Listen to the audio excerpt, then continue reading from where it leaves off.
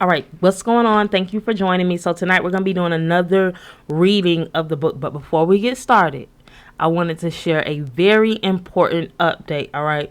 So I'm having my first unofficial, I guess, meet and greet. It's going to be like a networking event. I was invited by another woman. She has a brand, Butter Baby. There's going to be some other vendors there. Listen, come out and hang with us. Okay. We're going to be at the Painted Tree Boutiques. It's out in Snellville. I will be there from 6 to 8, but you are more than welcome to come out there and support the other ladies. They will be there all throughout the day. All of this information is available on my social media, so check it. If you're not following me right now, let's pause for the cause and go to Instagram. Follow me at Kiki Writes _. Okay, that's where you're gonna find like all If These Eyes Could Talk content, everything short story, my artistic work. Okay, you can also follow me at Kamisha on Instagram, and that's spelled exactly like my name. You can follow me on Facebook at Misha Armour, or you can follow the group If These Eyes Could Talk. Listen, if you want to strictly follow short stories, If These Eyes Could Talk readings, when I go live talking about the book, fun stuff like that, follow my Facebook group If These Eyes Could Talk. That's where my exclusive content is going to be. I have a 40-minute video up right now that is only available in that group. And it's not a lot of traffic over there, but I'm putting it exclusively in the group for a reason. I would like to drive you all there, okay? So, you have what you need. Please, please, please come out and support me. My goal, honestly, I'm going to give you a transparent moment right now. My goal is to just have one person show up. If I could have one person reserve and put my name in the memo and come out there and holler at me, I really would feel accomplished, because this is my first time. And I've had, or I've seen videos rather, where people are just out there, trying to push a product, sell a product, and they don't have anybody show up. And that's, it's defeating. Nonetheless, I'm prepared for either one. I am just happy that I'm bold enough to step out there and do a meet and greet. Okay, I was invited. I'm super excited about it. I feel super, honored to do it. So yeah. Anyway, let's get right into it. I've talked enough. I've taken up 2 minutes of your time, and I know y'all don't like that. Okay. So this is going to be an excerpt from chapter 1, actually. Okay. And again, this is from the best-selling novel, If These Eyes Could Talk. That's available on Amazon. You can read it for free on Kindle. When I got home, I called my new boo. He asked me how my day with Brittany went, and I told him it was cool. I liked that he cared about my friendship with her, but I didn't want him to feel obligated to her as if we were a package deal. He asked me if I wanted him to pick us up in the morning. I declined because I didn't want to make Brittany feel some type of way. I told him that I would catch him at the first period instead. Before we got off the phone, he played Usher's Nice and Slow and made his best effort to sing to me. With each day, my interest grew. The next morning, I got up and headed to the bus stop to meet Brittany like I always did. When I got there, she wasn't anywhere in sight. Most days, Brittany beat me to the bus stop, or I at least could see her approaching from up the street. I waited 15 minutes, then pulled out my minute phone, which only had about 20 minutes left on it. I called her, but she didn't pick up. I was angrier that her line went to voicemail and used one of my minutes. If I knew Brittany, I knew she was still in her feelings. Unless she was sick, she always met me at the bus stop. After 30 minutes of waiting, I accepted that she wasn't coming and caught the next bus. I called Andre and told him what happened. Of course, he rubbed it in. See, I told you something up with your friend. She's mad that we're together. I felt the same way, but I couldn't let him think that about her. Nah, she probably just going through something and projecting her anger on me. It's gonna blow over, I said. Well, if it doesn't blow over, don't say I didn't tell you. Andre had no idea Brittany had issued me the same warning about him. I hoped neither of them would eventually be proven right. I made it my business to spend more time with Brittany over the next few days. It wasn't what I really wanted to do, but I knew I would have to find a way to balance the two relationships if I wanted them both to stay intact. I went above and beyond, but no matter how much time I spent with Brittany, when I wanted to break away with Andre, she would catch an attitude. After a few weeks, Brittany started hanging with the in crowd. She always had friends outside of me, but she never hung with them before. Now that she had more time on her hands, she got herself some insurance. I was surprised when she told me there was going to be a party at this guy Eric's house. Brittany asked if I wanted to roll with her, and I figured what better way to get our vibe back than to go out, break curfew, and cut up in Eric's parents' basement. I was down and looking forward to a Friday night party. I asked Andre if he heard about the party, and of course he had. Andre said he didn't want to go because he had practice early Saturday. He said he was okay with me going, but his body language said otherwise. I started to push for him to come, but if I brought him with me, I knew Brittany would really be a bitch about it. Instead of going home that Friday, I went straight to Brittany's house. I went through her closet and found a nice blouse to go with my jeans. I brushed my hair up, threw some gel on my edges, and that was the extent of it. Brittany invited Bree, and they both had gotten all the way done up. I almost felt underdressed, but remembered Andre wasn't going to be there, so I didn't have nobody to impress. After everyone was ready, the girls and I headed out. We walked the 6 blocks to Eric's house. Bree kept the convo going, reminiscing on old times. It had only been a month since we last cut up, but it did seem like forever. Brittany took out a cigarette and lit it. "What? Are you smoking cigarettes now?" I asked her. "Nah, it's just for fashion." "Here, take a hit. The older guys like it." Brittany passed the cigarette to me. Girl. It stank. I'm good." I pushed her hand back. Even the smell of cigarette smoke made me sick. I could tell Brittany was annoyed that I wouldn't give in to her peer pressure, but I wasn't going to feed into her energy. When we made it to Eric's house, we could barely get down the stairs to his basement. It was wall to wall and hot. There were strobe lights and smoke everywhere. I knew it was about to be epic. Eric had some big old speakers in each corner, and Juvenile's Back That Ass Up was blasting. The girls were going crazy. The fellas were crowding around trying to grab something to get behind. Bree had dipped on us as soon as we got there. Brittany was mingling with her new friends. I found a wall to put my back on and just grooved to my own beat. I was enjoying watching everyone else.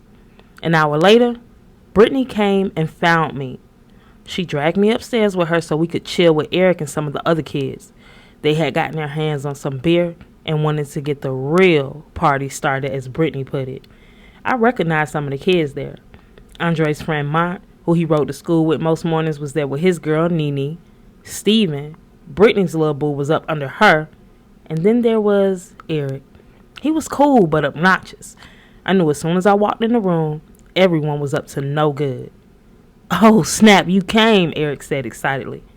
Everyone was booed up, and he was the only one without a partner. "You can sit here if you want," he said, motioning for a seat next to him. I felt like I was being set up, and I wasn't with it.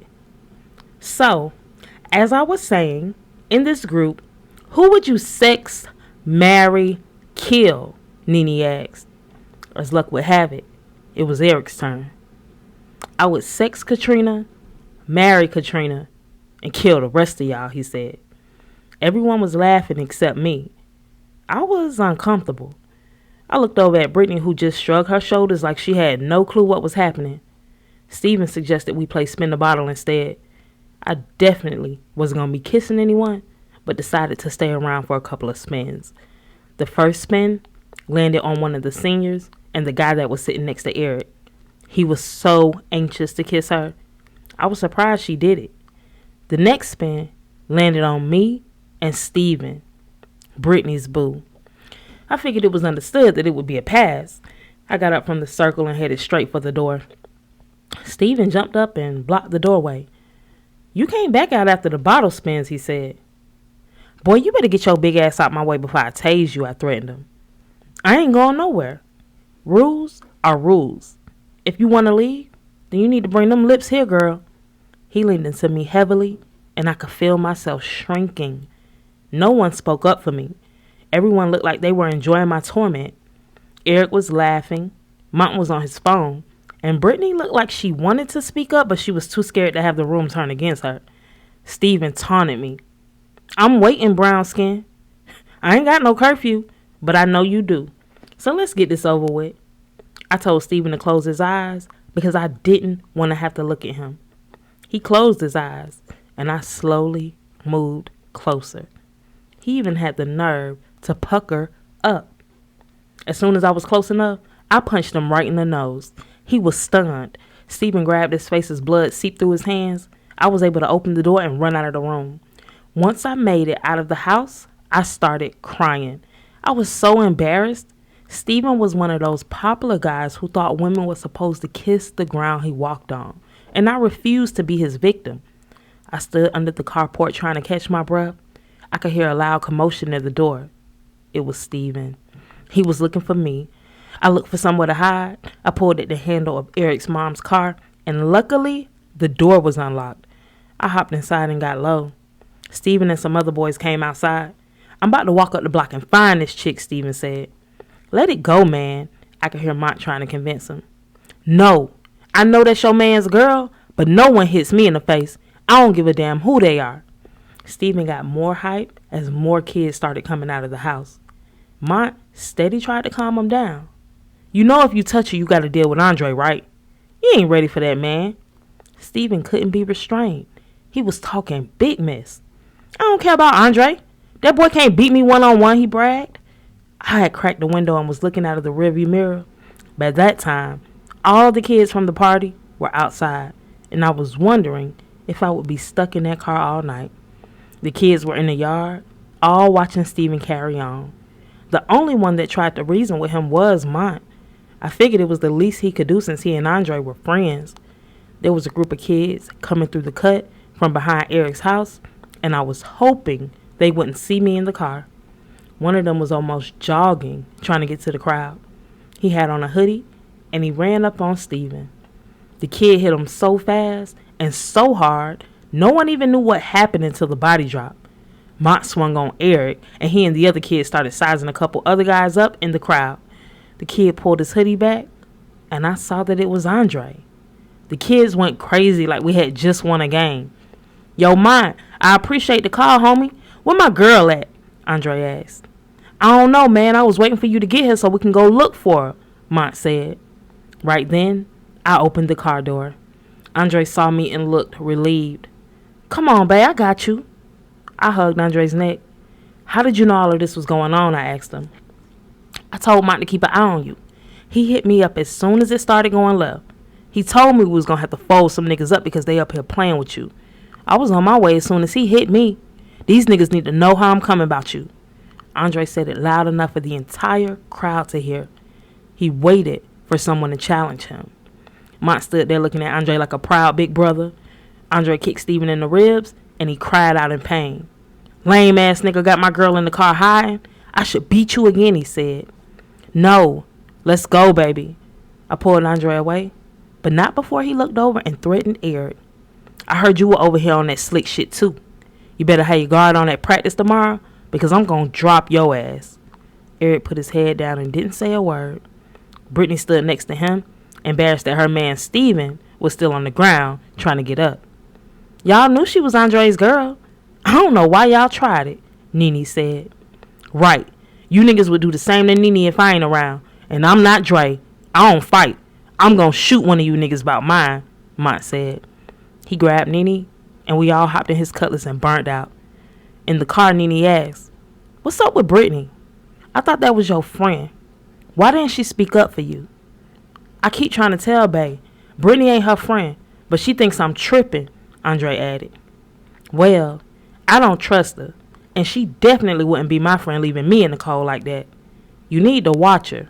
That's not what a real one would do, Nene reminded me. We ended up going to Waffle King and kicking it the rest of the night into the early a.m. My mom thought I was sleeping at Brittany's house, but I wasn't messing with her now. Mont lived in his mom's basement and could come and go as he pleased, so he offered Andre and I to stay over. We slept on the floor, and no lie, it was the best sleep I ever had in my life. I went home the next day like nothing happened, but I felt like a grown woman having spent my first night with a boy. I was starting to think the big fight and fallout with Brittany was a sacrifice for such bliss. Early on, Andre was the perfect gentleman. He would bring me gifts to school, decorate my locker with hearts, and even wrote me love letters every week. It was so easy to fall in love with him. I never had a boyfriend before, and after being with Andre, I was not interested in finding out what was out there as my mother had suggested. She hated that I fell for the first boy that gave me the time of day, and I often felt like she was in disbelief that he fell for me too. My mom had the worst luck with men. She had never in her whole life set a positive example for me of the type of man I should date, so she wasn't someone I relied on for advice. She seemed to be so hateful towards men. I used to wonder why she wouldn't just be a lesbian. Her main concern for me was that I didn't bring any babies home. She would even say, if you bring a baby into my house, you're going to be living on the street with it. I never thought it to be a scare tactic and wholeheartedly believed that she would put me out if I did get pregnant. The more my mom tried to scare me away from having sex, though, the more intrigued by it I became. We didn't have the greatest relationship in the first place, and her attacking the only man that ever showed me some decency made me angry. It was like she didn't believe someone could truly like me for me. I remember telling Andre the first chance he got, I wanted him to take me far away. He promised that one day he would. Until Andre was able to honor that promise, I had to settle for school being my getaway from home. Since Brittany and I had stopped hanging, I didn't have anyone to keep me occupied but Andre. I wanted her and I to mend a friendship, but I didn't know where to begin. It's like the closer I got to Andre, the more she and I drifted apart. Bree had even started treating me funny. I tried to act like it wasn't nothing at first, and I still called her. I even went to her house a few times just to be left on the porch, knocking. I felt like Brittany was in the wrong, but it was only me trying to fix it. I got tired of chasing her, so I left it alone. In school, kids thought I was odd because I didn't try to fit in. Even as a freshman, I was focused on graduating. I was smart, and I always knew if I kept my grades up, I could go to college for free. Going to college meant getting away from my crazy-ass mama. I thought of it like a paid vacation. I figured the better my GPA, the better vacation I could pick. I would watch shows like A Different World and Fresh Prince of Bel-Air, imagining being on campus with other black women just like me, thriving to get a piece of the pie. Andre loved that I was all about academics and always encouraged me to stay focused. When I didn't have anyone else to support, I had his. He was never ashamed to put our love on Front Street, and I had drama with a lot of girls because of it. He made quite a name for himself in the 3 years before I got to South, and a few girls still had lingering feelings for him. He was known to break hearts and keep it moving. When he and I got together, he changed his game. Or as he always says, I changed the game. From the outside looking in, you would think that I was lucky to have Andre. He could have had any girl at that high school, but he chose me. No one could understand why a popular, fine boy like him, who could have the pick of the litter, would want a freshman.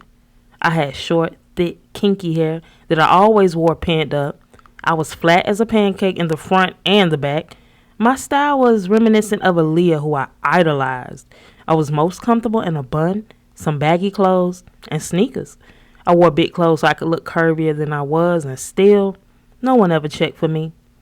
Andre, on the other hand, didn't have any issues with puberty or style. He was tall, dark, and handsome.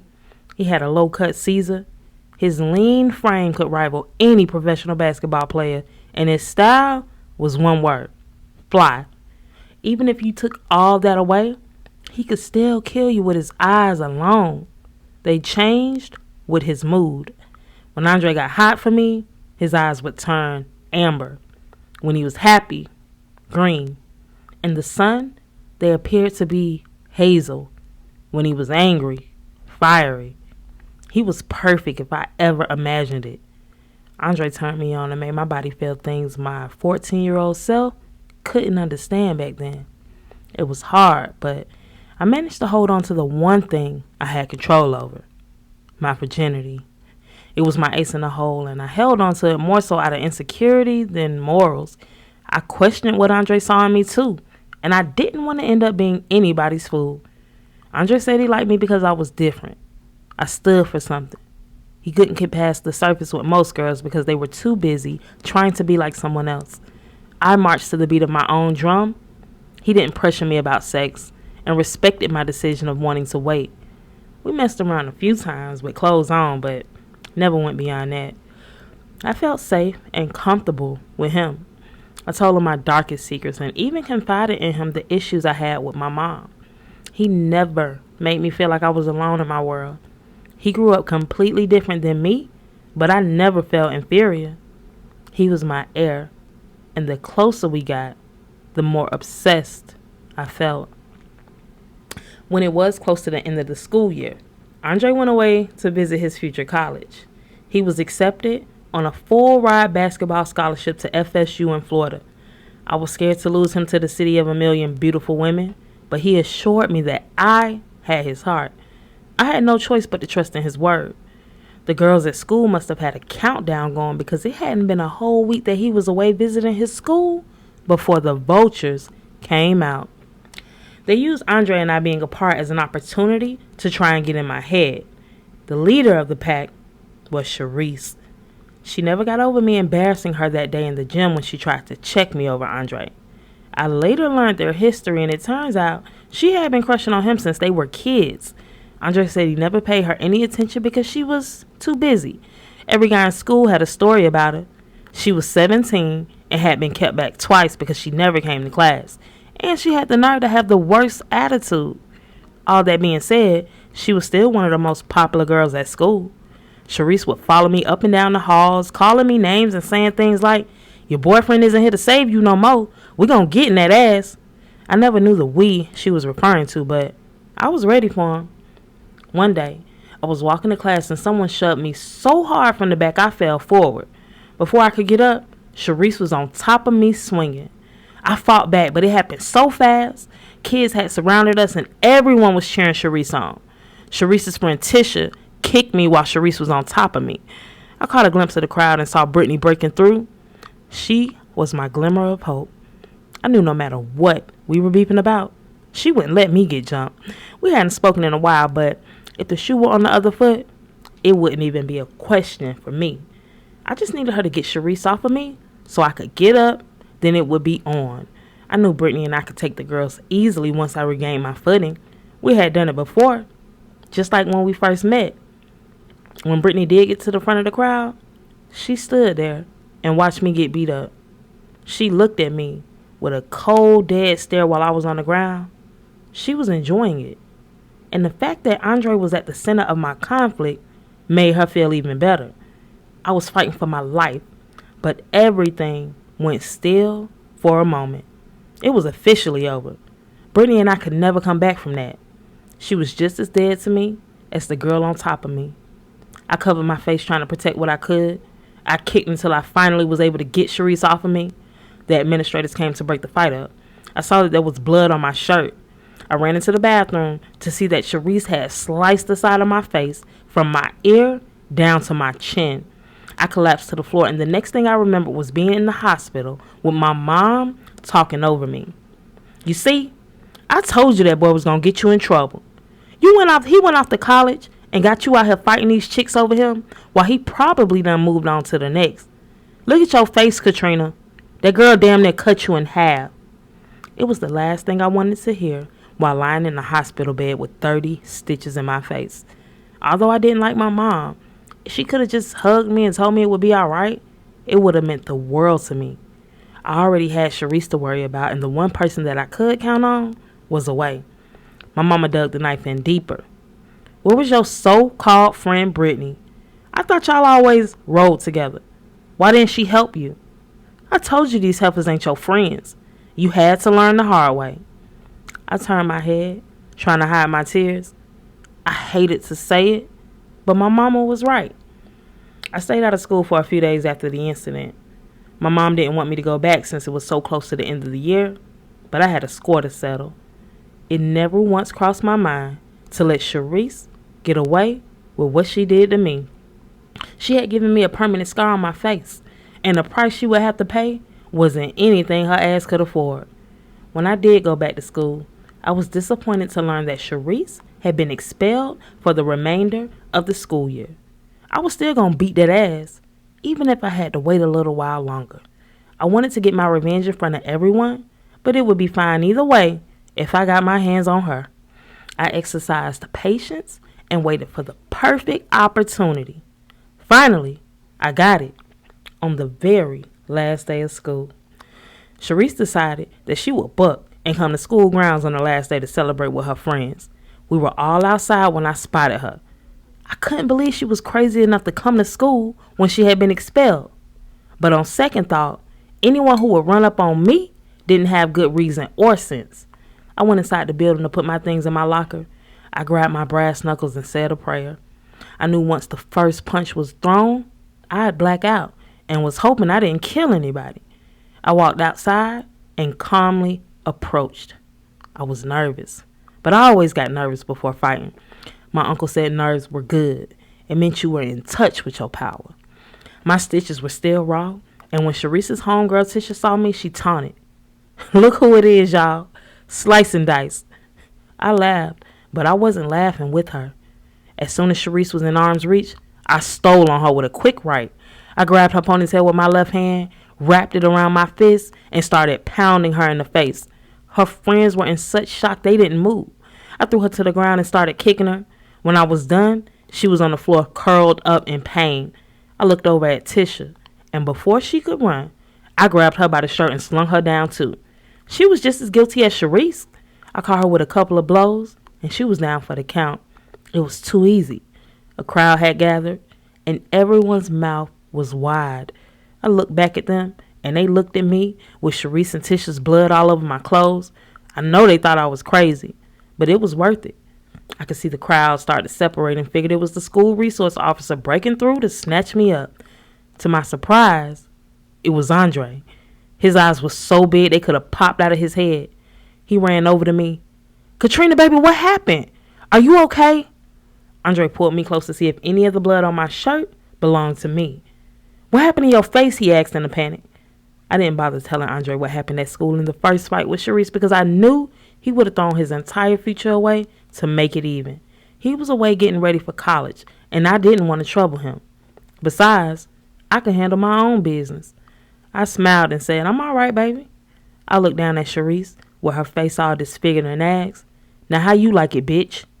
She still didn't win the man, and the only thing we had in common now was scars. Hers more hideous than mine. As usual, Mont was waiting for us in the cut with the cutlass. I left school after that, and whatever my consequence would be was going to have to wait until after my summer vacation.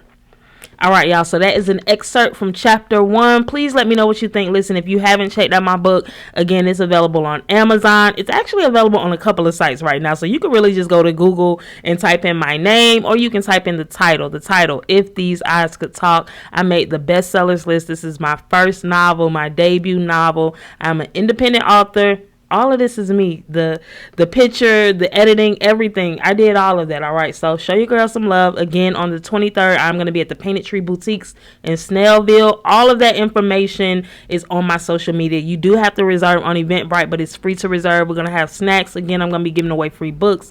So y'all come holler at us, kick it with us, and have a good time, all right? Thank you for listening. And look, you got to follow my social media because you never know when I'm going to be dropping content like this, all right? So follow me.